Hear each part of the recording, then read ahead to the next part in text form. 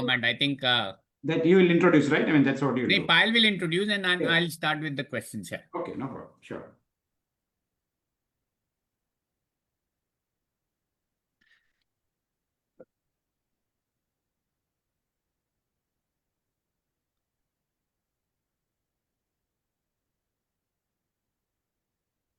Namaste, good afternoon, and welcome to Bloom. My name is Payal Irani, and I'm founder and CEO of Bloom. Along with me, my co-host and co-founder, Mr. Abhijit Sansgiri. We welcome all of you to today's 295th, yes, my dear friends, 295th Bloom Talk Show. Continuous with 295 weeks, we have been consistent. We have speakers from all around the globe who have graced the Bloom platform. You name it, and we have it. And today we have a dynamic personality on a talk show. I have a long list of introduction for him. His name is Mr. Biren Parekh. And Birenji, tell us what you do, why you do. Thank you, Payal. Thank you for inviting me to this your prestigious Bloom Talk show, and I'm really honored. Before I start, I'll just like to first of all say whatever I say are my personal opinions, personal views, and do not belong to my employer. Okay, I am, I'll say, started my career as a software professional and after my graduation in the engineering in computer science. And after that, I've been doing for the first few years as a programming. And after, I'll say around 10, 12 years, I moved into kind of a management. So I started my journey into project management initially. And then after a while, actually, I got more towards the higher management. And that's what right now I'm doing. I'm leading a practice for data and analytics for Crystal Limited for India region. And yeah, that is what I'm doing right now. Yes. Thank you, Birenji. Over to you, Abhijit, sir. Yeah, good afternoon, Birenji. So, great to know your journey from a software engineer to a director and to analytics. So, how have you seen this journey over the last 30 years since you've graduated? So, how far has tech become, or how advanced or evolved have we become, and what's the way ahead? Yeah, so I think I have seen, and first of all, I say that I'm one of the fortunate one who have seen a journey where we were connecting or using the modem, using the dial-up modem, okay? And Yeah. that's how our journey started, I'll say that in 90s, 80s and 90s. And at time, it was very difficult to even get the access to, I'll say, emails. So that is how my journey started. And now, after almost close to 3 decades, the tech journey has gone through a significant overhaul over the period of time. And that I'm really, I'll say, fortunate to see the kind of a transition which is happening right from those 80s and 90s till today, where the AI is taking over the overall control in terms of technology. So in earlier years, we used to maybe I'll say do it very in the local manner, and everything was done locally within the PC or within the local server located in your premises. And from there, we actually have now come away where everything is on cloud, right, from our code or our database or even our meals, right? So from that perspective, I mean, it has been a long journey and huge transformation, which has happened across the world and across the sectors. Yeah. So, with AI coming up and maybe being talked about pervading every part of our life, Yeah. what does the current and the future hold for tech? Yeah, so I think it has a lot of pros and cons. I'll say that considering that now AI has now almost taken over everyone's life, and it is directly or directly impacting each of us. Okay, so starting with I'll say people, okay, or the persons or students. So it has become a lot more difficult because now programming has become so easy using the AI that hardly the software engineers are required, or maybe if you might have seen, a lot of layoffs are happening across the world. So that is one part of it, that whereby the programming has become so easier. On the other side, businesses are focusing to leverage the AI to such an extent that now they want to increase the kind of a headcount or maybe increase the efficiency and try to grow the business. So that is a second impact, which right now I'll say to some extent many companies have been able to manage this, but I'll say still to use AI in day-to-day use in terms of increasing the productivity or increasing the efficiency is still, I'll say, in nascent stage, and all the companies are trying to make maximum use of it. But I think in coming days, it's going to change drastically. And AI was one part of it, which actually started 2, 3 years back in the 23. But now the next stage of AI is a kind of a agentic AI, which we call it, okay, whereby we try to do or give control to AI to such an extent that it does a lot of job on its own without our intervention. So I'll just give you example on that part. Is like something like you have say you want to plan a vacation, right? So you tell your agentic AI that I want to go to, say for example, I want to go to Singapore. So agentic AI will on its own will just, and they will just take some days from you, okay, when you want to go, whether it's a May, June, or whatever period you want to go, and how many days, and basis that it will just go to different website, it will try to find out what is the best flight options which are available to you. It will also find out what are the best hotel options available to you, provided you have mentioned whether you want to stay in a 3-star, 4-star, 5-star kind of a thing. And it will book a ticket for you or your family on its own, directly debiting the account and maybe paying to the travel agency and booking your ticket, adding into your calendar, and maybe also will tell you how you should prepare for it, considering that now there is a kind of a monsoon or kind of a summer over there. So that is a kind of a next level of thing which is coming here, coming, or rather it's almost there, agentic AI, which takes a control of your day-to-day life and acts more as a personal assistant, but in automation manner within the boundaries. Okay, so that is one thing which is already there, and it is slowly it will become more prevalent or more common across the industry or across the business houses. Yeah. So there is one thing which is now there in the industry. Other thing which is now coming up is I'll say artificial general intelligence, okay, or AGI, or I'll say general intelligence, or maybe a more a natural intelligence, okay, whereby it will do more, I'll say, intelligent in terms of pure replicating the humans, I mean, thought process or humans intelligence. Okay, so AGI they call it, and that is still few years down the line, which is maybe 3, 4 years down the line. By 2030, we should see more of a AGI, artificial general intelligence, which will be actually acting as a, like, now you yourself is now doing everything. That now you figure it out, okay, there is a war happening, then please cancel my ticket, or please reschedule it, or if some event is going to come, then accordingly reschedule it. Whatever, I mean, things are there which you think as a person, when you are doing this kind of planning, that is going to come down the line in few years. Yeah. So eventually we'll all be on an autopilot mode. Exactly. I mean, so basically, while we say that artificial intelligence is here, but that is going to make us more, I'll say, dumber, or rather, I'll say that because now we'll stop thinking and we'll just say that, okay, let's hand it over to AI tool or agentic AI tool, and they will take care of a lot of things. So that way it is actually, I'll say, not a good sign for human beings. But yeah, I mean, we have to be careful in terms of to use AI only when it is required, okay, and not to just start using it for day to day everything. I mean, that is what my suggestion. So whatever are the activities we do, so day-to-day activities, or maybe even activities, so with your project management skills and IT skills and productivity skills, so technically technology which is there will all make it further efficient and further productivity enhancing. So has this change the way we work, or is it already changing, or will it change in the future? Yeah, so I'll say it is already started impacting us. Okay, so particularly I'll give you an example. I know my wife is a kind of a ghost writer. Okay, she writes a lot of books, and before AI actually came, she used to write at least 4, 5 books at a time for people across the world. Okay, and she used to do a lot of such things. But after this, OpenAI released this ChatGPT version, she literally stopped getting out work. Okay, so that was a very direct impact, I'll say that, whereby being a ghostwriter, there is a hardly any work now there, because a lot of creative work is being done by the chat GPT or by kind of open AI tools, I mean AI tools, right?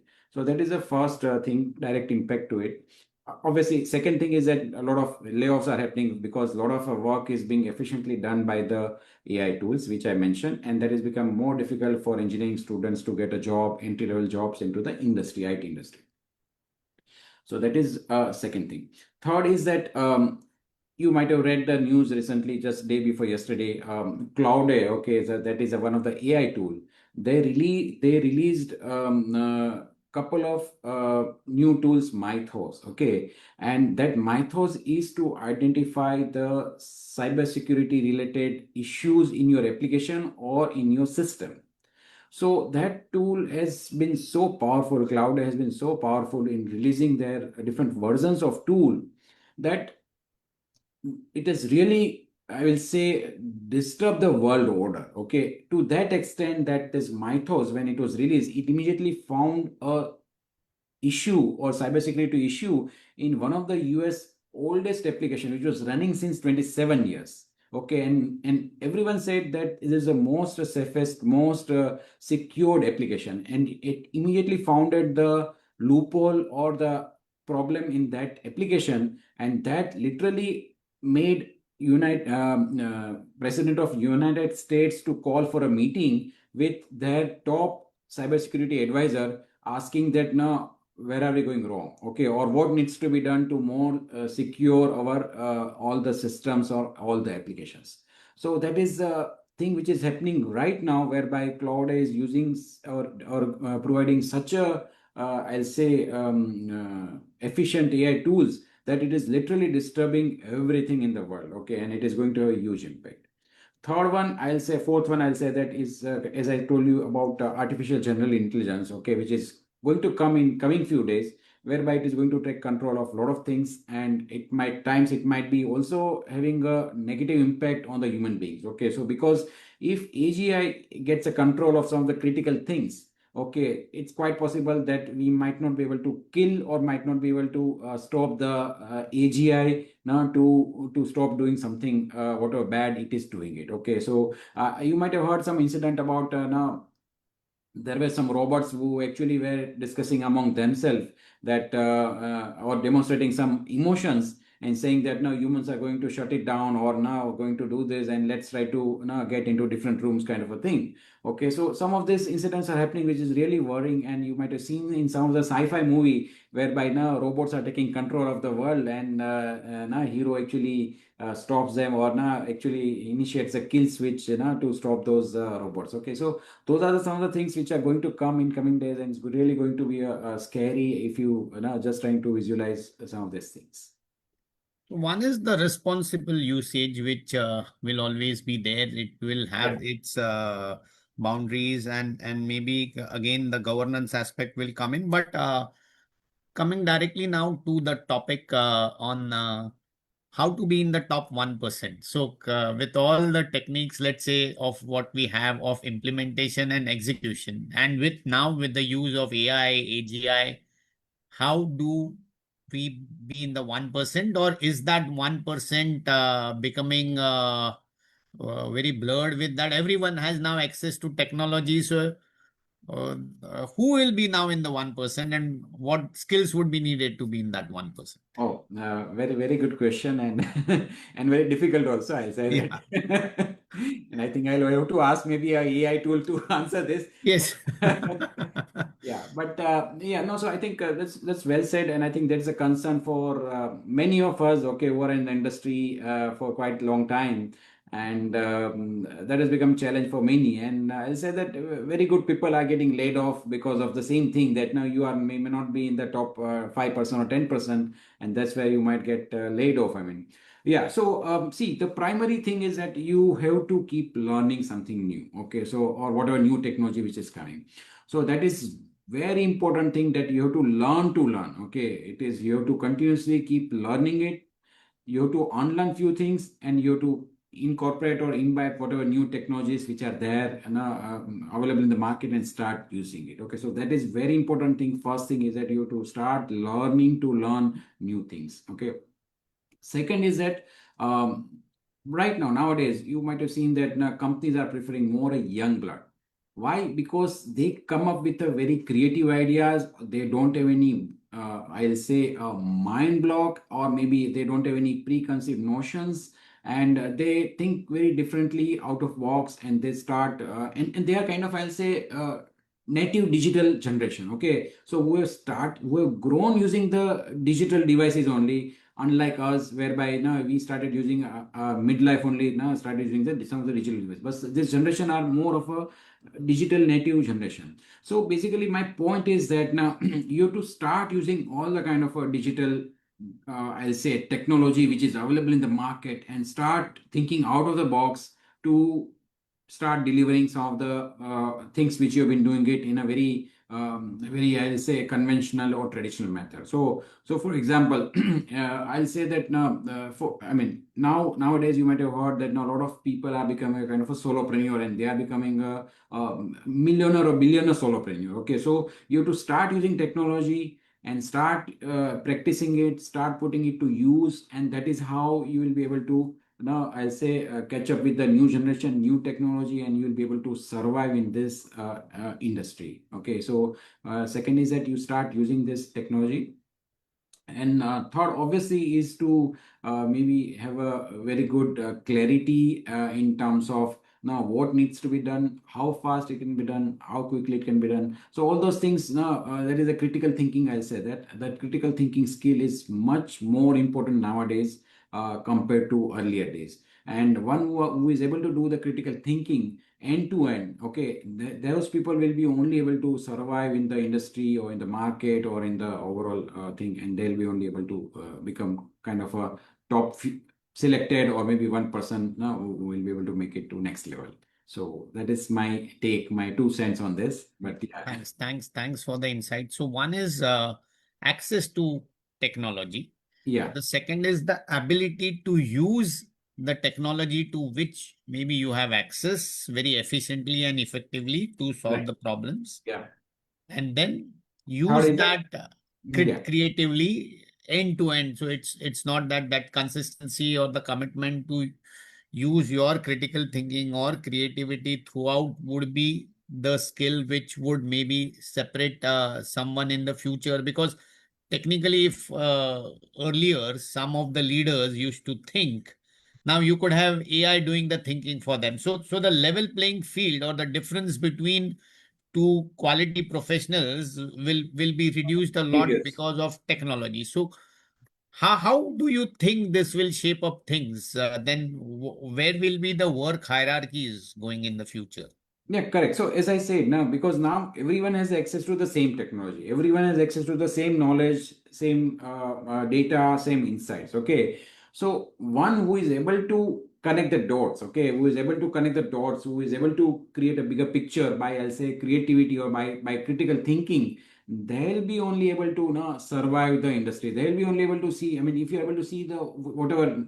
I mean, using this technology, what can be done in the quickly or in the near future, or maybe a conventional method can be disrupted, those people will be only able to survive, or they'll be only the top few percentage now will be there in the industry. So that is what my take is, and you have to continuously keep learning it. Okay, so nowadays, I mean, in today's generation, it is more like now, oh, I don't know how to do it, how to, I mean, it might be difficult, someone has to teach me, kind of a thing. But nowadays you just do a simple search or simple prompt now to the AI tool, and it will exactly tell you step by step what how you can learn. Okay, so that is very important. Those people who are able to do this simple thing, they'll be only able to survive, who has a good communication skill. Okay, so another thing is very important is nowadays a communication skill.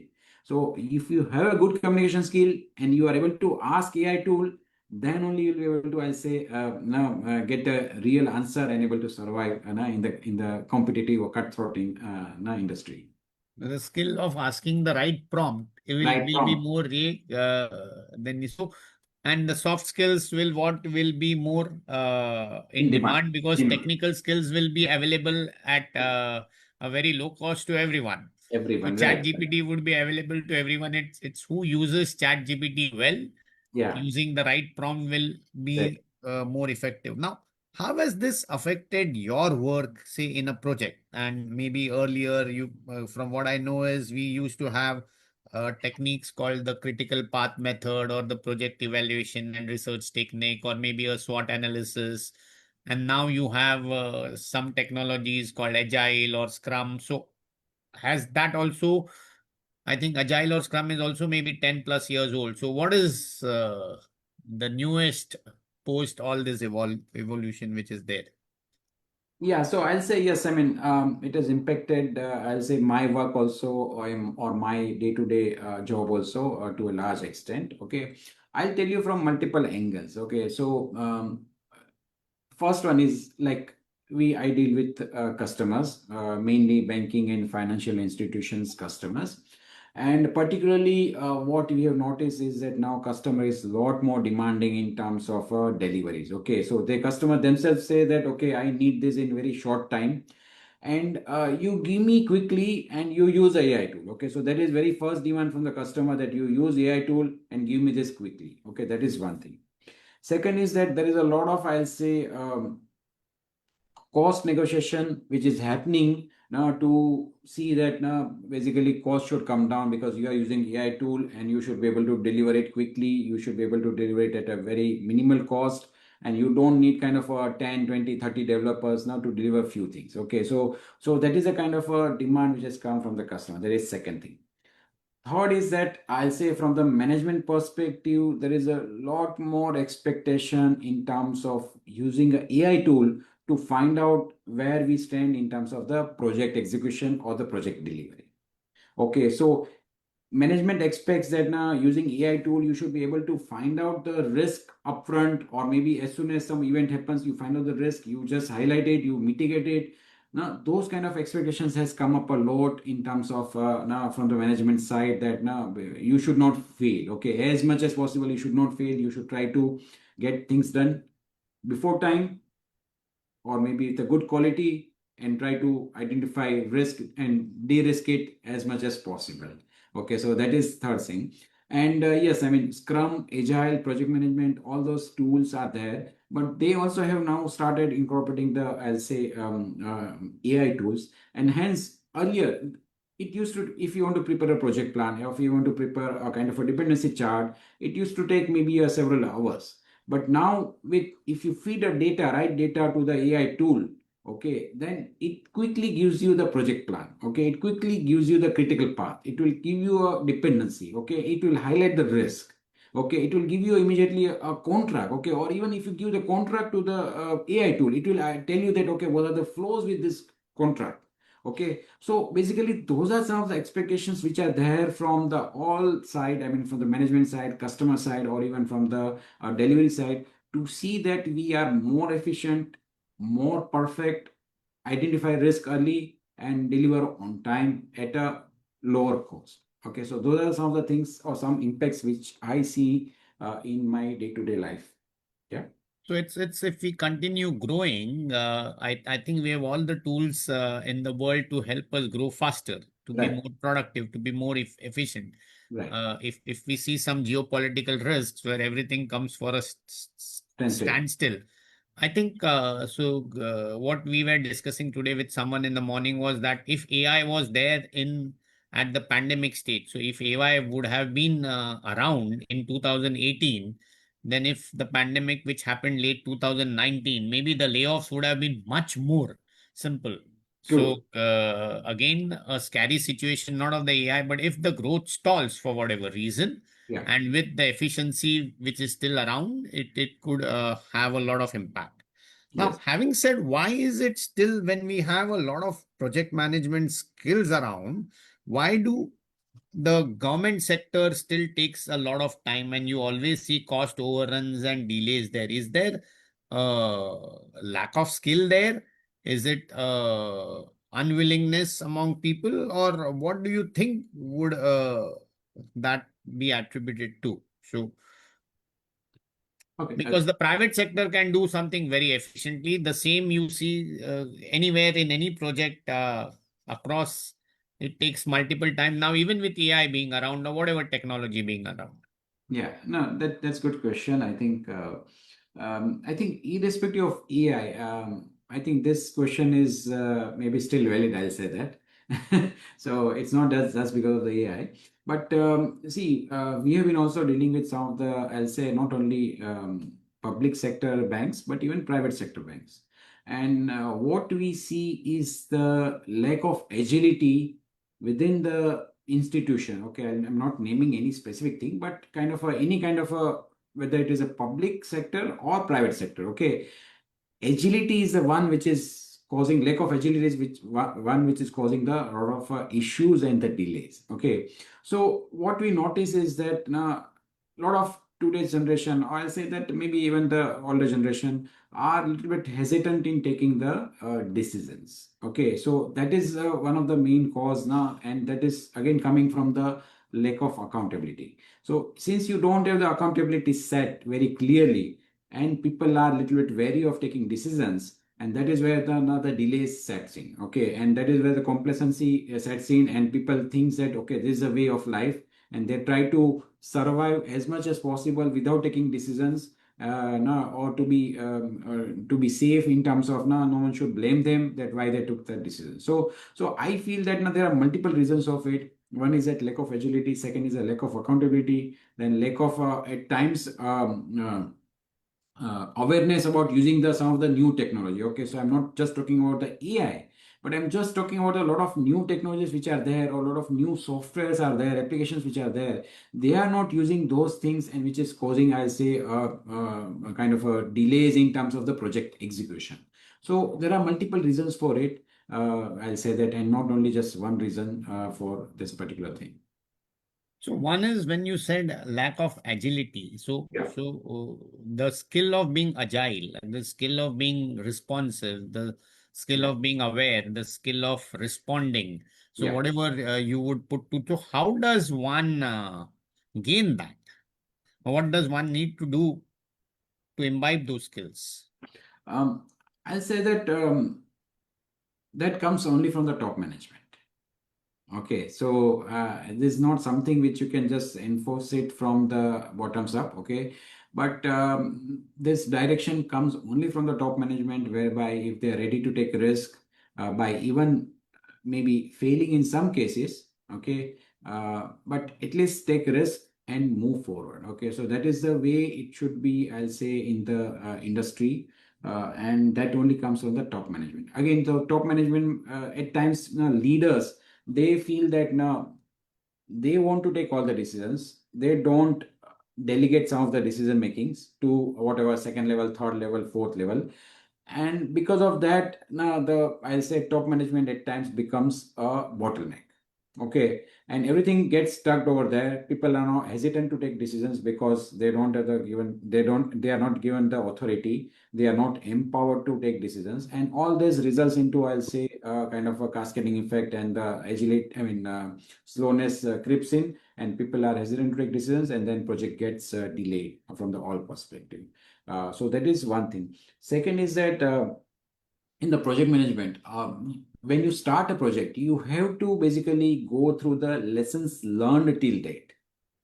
Okay, so normally the practice is that before you start the project, for the similar kind of a project, you have to just go and see that now earlier project, what were the lessons learned. Okay, and if one goes through that and figures out that okay, these were the mistakes which were done earlier, and these were the lessons which I learned from that previous project execution, and we should avoid this into this current project. Okay, so if those kind of things are also done, then at least 50% of, I'll say, inefficiency will get ruled out. Okay, but I have seen many organizations, not only the, I'll say, public sector, but even private sector, such documentation doesn't take place, or rather the message gets lost in the transition or handovers, and that's where people starts from the scratch, and again they make the same mistake, and that delays everything.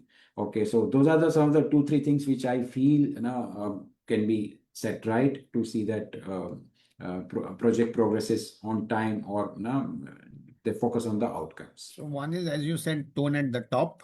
Yeah. empowering people at the Second, third grassroots level. level or at on the ground to take Ah, decisions on time, giving them the necessary support, infrastructure, right. and the backing, I think would go a long way. And I still uh, Third is a can give an lessons learned. example on, I think when the metro projects were going on, they used to give it to a person called Mr. Sridharan to handle it, who used to always buck the trend and ensure, I think the projects were all done on time. So Yeah. what was his skill, and is there something which one can learn from him, or is it, as you said, a personality trait which drives this? No, so see, whenever project execution happens, if there are any issues or failures, okay, then you have to see that what are the mistakes we have done, because of that this project got delayed or this project didn't deliver the value. Okay, so those learnings has to be documented in, I'll say, a proper form, and has to be taught to the next set of project managers or the leaders about how to avoid those mistakes. Okay, so those, when it is not done in a very structured manner, okay, that's where the project failure keeps happening now subsequently. Okay, so that is what my take is. Hope that is clear. So, one question is, if life was a project, Oh, how would you deal with it? oh, that's Would you use AI to, a at what stages? Where would you take accountability, the empowerment? You are the only one, so the tone at the top. yeah. How would you view it? Yeah, that's wonderful question. Okay. Yeah, so if life was a project, okay, the very first thing you should do is that you should go and find the mentor or coach. Okay. And just understand from him or her that now what are the good things to do at whatever stage you are, right? So basically, I mean, if you are in the starting your career, right, and you are thinking that okay, now my life is starting, maybe you should find out mentor and just ask him that how I should work or what should I do so that I and climb the ladders faster, right? So basically when you have a mentor or coach, okay, that really helps you to progress in the life, okay, and that helps you manage this project well. And this is the same thing which I mentioned, that now you try to take lessons learned from the previous projects. So that is maybe a elder one, okay, what mistakes they have done, and try to see that what best can be done to now progress in life now in much better or smoother, or maybe I'll say not efficient manner, but yeah, in the way so that I can now progress well, right? I climb the ladder well. So that is a kind of a thing which I feel should be done. Okay, so now coach and mentor can be your teacher, it can be your senior, it can be an industry expert, and it can be your parents also as well, right? So it can be something like this which you take help or assistance or advice, and that helps you. And many people now actually are reluctant to go and ask question, okay, and that's where the problem starts. Now people feel shame or shy of asking question to someone, feel that oh, what he or she will think about me. But that's how you will be able to learn from some of the people who have lived the life or the journey. I fully agree, because I always used to say publicly that you need three people to grow in life. One is a mentor, one is a mastermind group, and one is an accountability partner who would push you. So I completely resonate. Unless you don't know where you are, you are not aware of where Exactly. you are and then where you want to be. It's like, how would you speed up the progress which you would want to do? So you could view it as a project also, Yeah. and maybe take it ahead. Yes. Any principles specifically which, in your way, on the techniques which you use in a project which we can use? Let's say there is a project and this is what you do to make the project more effective, productive, on time. So any lessons which we can apply in our personal life, so what we do professionally can help us also grow personally. Sure. Just let me take a minute. So see, I'll show you this. So this is a book which I have written. Okay, if you Oh, can see this, supercharge your project management skills. Okay, okay. now this book is purely about the mistakes which I have done in my professional career. Okay. Okay, so there, whatever mistakes I have done, I have documented saying that, okay, I did this mistake and this was a kind of a solution, okay, which might have salvaged the situation or helped the person, if person who's knowing it. So it is a similar kind of a thing that now, and this is not only about project. Okay, let me tell you, this is not only, the book is not only about the project, while I have just given that angle because that was my learning, but there are several things which are, I'll say, applicable on a general manner, which one can learn and we can now avoid doing mistakes. One thing which I'll just say, because I mean obviously we have paucity of time, I mean, but one thing is communication. Okay, you as a project manager or as a person, because you yourself is a project manager of your life, right? So communication is one of the most underrated part of anyone's life or project manager's life. One has to continuously communicate to all the stakeholders. So when I say stakeholders in a person's life, okay, it can be whether your spouse, it can be whether your friend, it can be your colleague, it can be your parents, it can be anyone with whom you are interacting on a day-to-day basis. So communication is one thing which one should ensure that now is focusing continuously, keep appraising it, keep acknowledging it, and keep implementing it now in whichever way or whichever manner possible. So that is one, I say, thing which everyone should incorporate into their day-to-day life, is about the communication. And there is no issue, I'll say, doing the our communication. Okay, so if you do our communication, not a problem. Okay, person will come to know from the two different sources or two different channels. But if you don't communicate, there will be always going to be a misunderstanding and the communication gap, which may cause a lot more issues, and it will maybe ultimately have a flywheel effect, and then maybe have a rift between whatever now whatever relationship or whatever your work perspective. So that is one simple, I'll say, point. I'll say that you should focus always on the communication much more than you can think of it. Fine. Thank you. So one is you could always give us the link where we could get your book. And just one final question. If you had a mentor Yeah, and if you would have communicated well, just two big takeaways, would the mistakes which you would have done in your life been reduced? definitely. I'll say that a lot of, I'll say, financial mistakes I have done. Okay, and that would have helped me, as well as from the professional perspective also. I'll say that if mentor would have been there, then I would have been able to progress much faster, I'll say, that compared to what I have done till now. Fine. So those two things, I feel that I was not knowing only that now the till the last 10 years, okay, I was not knowing about the word mentor or coach. Okay, I mean, coach, we used to feel that it's only in the sports can be the coach. Okay, but there is also life or professional coach, that I was not aware. As well as for the mentor also, I was not aware that now if you have a mentor, he or she can guide you accordingly, because I used to always feel a little bit shy in my early professional life. Yeah. I fully agree. At some stage, at somewhere in the 2010s, Yeah. when I really needed a mentor at certain stages, I really didn't even know that there are professional mentors or professional coaches, because as you say, the coaches were only for the sports guys was what we thought. So Right. yes, its awareness has come a long way. I think, thank you. We could go on, but a lot of audiences, a lot of questions with them. So Payal, you could just ask the audiences to unmute and maybe ask something. So there was one question from Satinder. She could ask. Her question was, with AI all around, are there application providers who could render such services? Something. So yes, the audiences can unmute, and Payal, you can take over. Yeah, thanks. Thank you, Biren.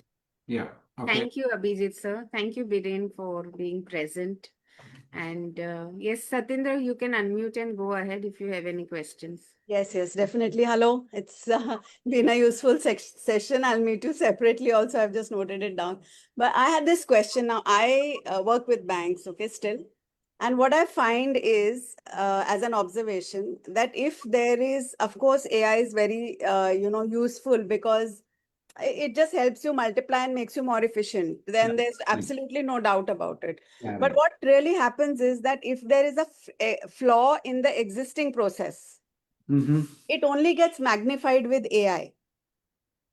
And True. that's like one catch, which if not caught, if like if it's non-financial, it still gets managed.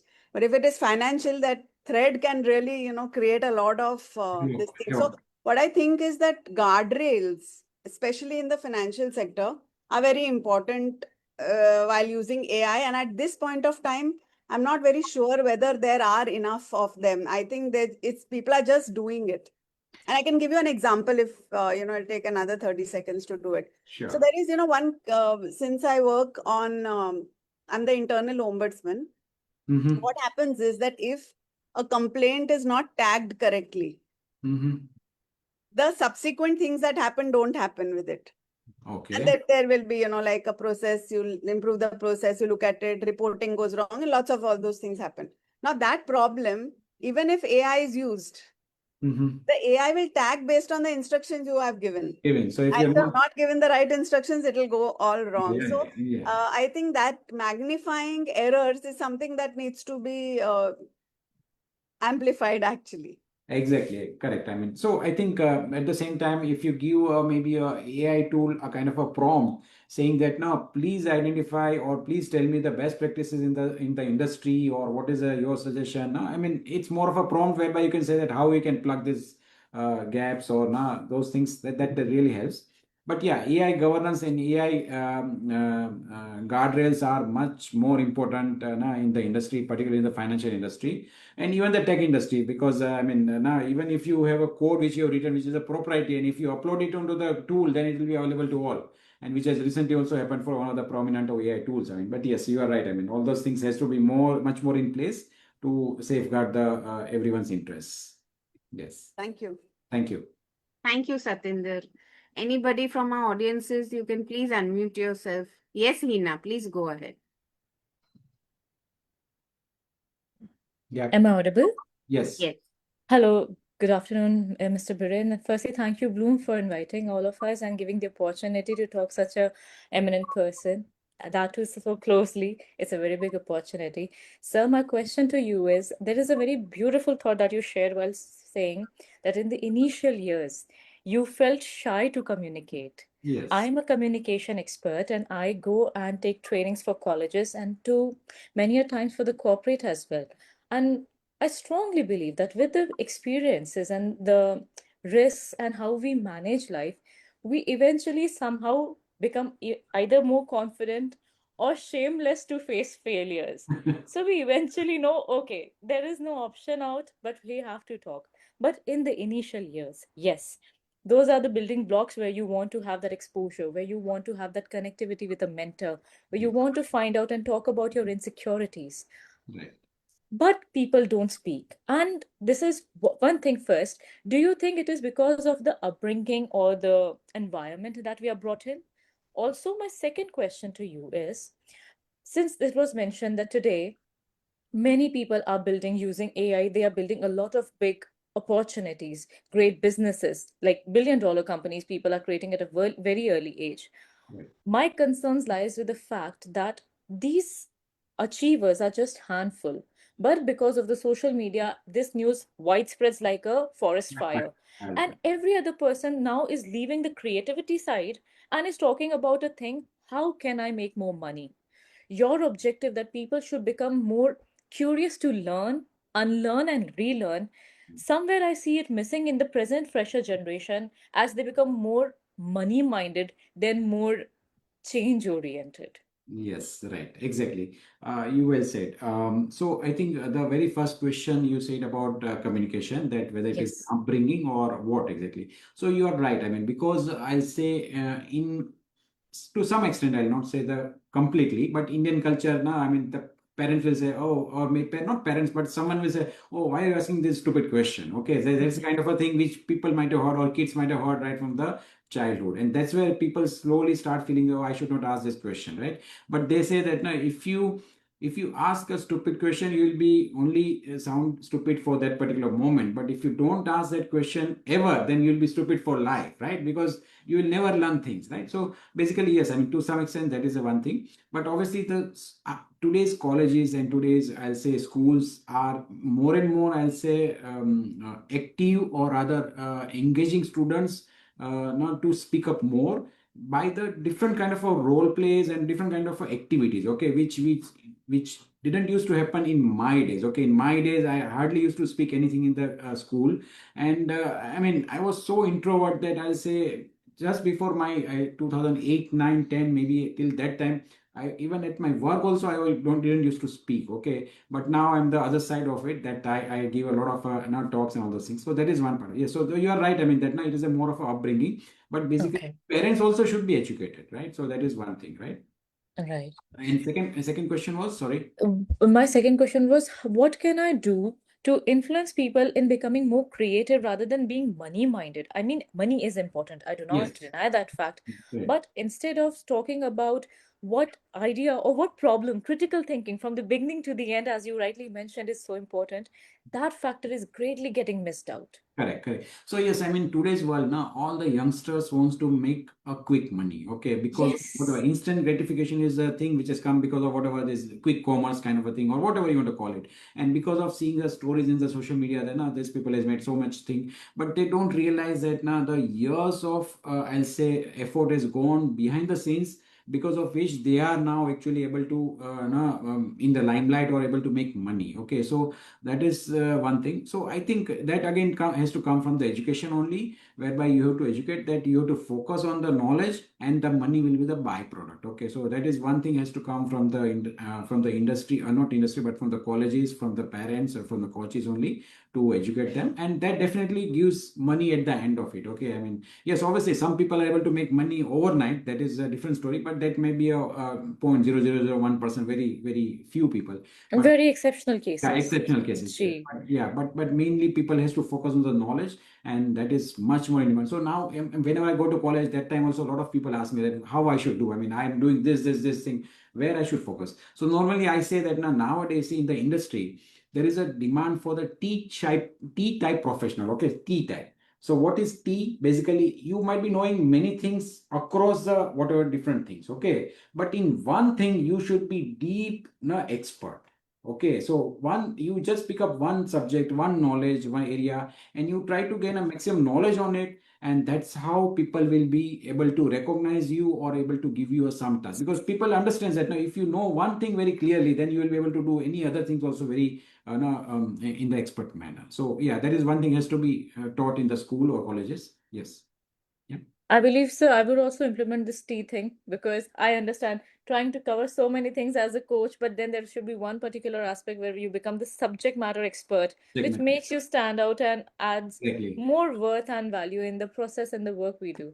Thank you so much. Thank you. It was really nice. Thank you for So, enlightening me. Biren, what I got to know about this is while you may be a master of all, you still need to be Take of one. not the jack of all, you need to be a master of one. And being a master, I think the inherent skill there is you have such deep focus on that subject that you go to the root or the basics or the fundas are so strong that it becomes a embedded skill which you can use it across anywhere. Yes, correct. So basically, now people or whatever, and someone understands that now, if you focus on one thing, you have mastered one thing. Okay. Yes. Now, if you're given maybe a opportunity to focus on something else, then again you will go Yes. So into you mastered the art of focusing deep. Simple. yeah, Yeah. Fine. exactly, Yeah. correct. Thanks. Great. Thank you, Hina. I have few questions before I start with rapid fire. Oh, You have had a 28 plus year journey. What was a defining moment, Birenji, for you that shaped you in the top project leaders? yeah, I'll say that one of my assignment in Philippines, okay, that made me, I'll say, a kind of a man from a boy, okay, because that project was so, I mean, strenuous that literally changed my focus and made me, I'll say, what I am right now. In high stakes BFSI transformations, what matters more? Processes, people, relationships, technology, and why? I'll say not only one will matter, but multiple things. Obviously, technology is there, but I think people also matters a lot, because only with people or with culture only you will be able to deliver something. If someone wants to enter the top 1%, what should they do doing differently from tomorrow?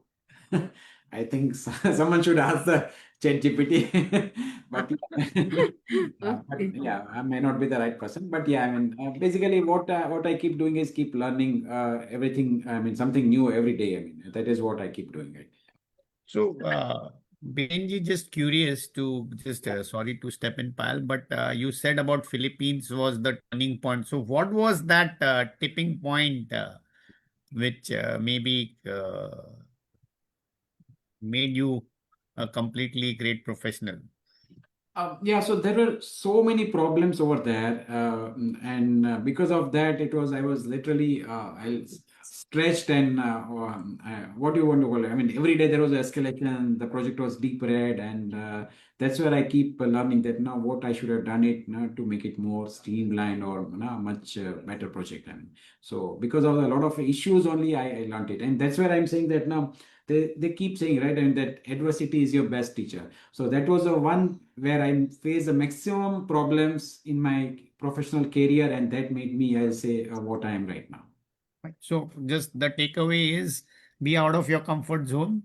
The Exactly. more problems you can handle, yes, if they'll make you tougher for life.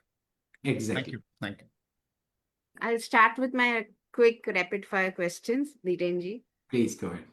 One word that defines a great leader. Um, Empathetic leader. Empathize. Agile or waterfall. Agile. Data or intuition. Both, I'll say, but intuition. Intuition. Risk taker or risk averse. Risk taker. Early bird or night owl. Early bird. Book that influenced you the most. Rich dad, poor dad. One habit that changed your life. Daily workout. One skill every student must learn today. Communication. Success, luck, or hard work. Hard work. One thing you would tell your younger self. Um, Find a coach or mentor. Biggest career risk you took. Changing my job somewhere in between. Yeah. One failure that taught you the most. This Philippines project. Bigger career risk you took. Switching from banking to CRISIL. Leadership is complete the sentence. Is all about people and culture. Top 1% leaders do this differently. They unlearn, relearn. One thing people misunderstand about success. That it is overnight. Thank you for gracing the Bloom platform. Today is a 295th episode. We are very close to our 300 episodes, 5 weeks away. And there are lots of surprises for our audiences. Stay tuned with us. Thank you for being there. Thank you, dear audiences, for spending your valuable time with us. With this, we wrap up. Thank you, Birenji. God bless us Thank all. you. Thank you. Well, just are there any questions on the chat or anyone wants to answer just before we If leave? anybody want, there are too many chats coming up. I'll pick up one question. How it's from Amit. How will this impact the auditing process, and will it be beneficial to use the AI to keep the checks and balances?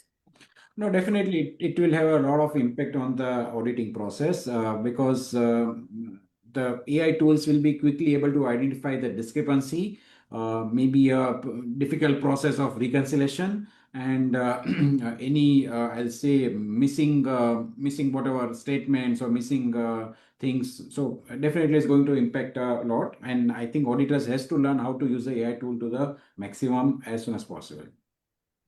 If So, just to add, Birenji, ki, being a career auditor, the challenge for an external auditor is getting access to the data. Yeah, right. The point is, if the organization is willing to share the data, it's fine. So, internally, it would definitely help any organization. For an external auditor, depends on how much he gets. if correct. So doesn't get anything to apply, then nothing will change. no, so correct. So, but see, what happens at times is that now, whoever auditor is there, he might be presented with so much document, so much sometimes data Yeah, that yeah. That's right. humanly impossible to, I'll say, to go through those things and now come up with whatever observation. But with AI tool, you can do it much Yeah. faster. Yes. That Right. is Yes. easy. Yes. Noted. Yeah. If our audiences would like to connect with Birenji, please connect with him on LinkedIn, or you can reach out to us. We will share his contact details with you. Thank you And so much. Birenji, please share the link of your book. Yeah, sure, definitely. It is there on my website also. One can go to birenparek.com and over there you can find the link to my book purchasing. Sure. Thanks. Thank you so much. Thank you. Thank you. Bless us. Thank you. Bye. Have a good day. Thank you so Bye. much. Thank